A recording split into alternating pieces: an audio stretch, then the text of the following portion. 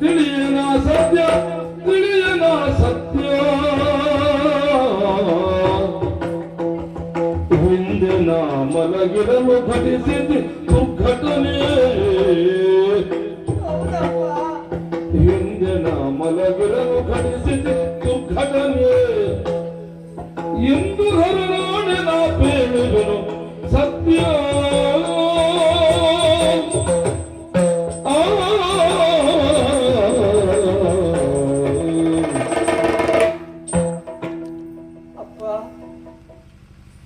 ಅಪ್ಪ ಅಪ್ಪ ಹೇಳು ಹೇಳು ಅಂತ ಹೇಳಿದ್ರೆ ಏನಂತ ಹೇಳಲಪ್ಪ ನಿಮಗೆ ನಾನು ಬಾಲ್ಯದಿಂದ ಅಂದಿನಿಂದ ಇಂದಿನ ತನಕ ಬೇಕು ಬೇಕಾದೆಲ್ಲವನ್ನ ಕೊಟ್ಟು ಸಾಕಿ ಸಲಹಿದವರು ನೀವಪ್ಪ.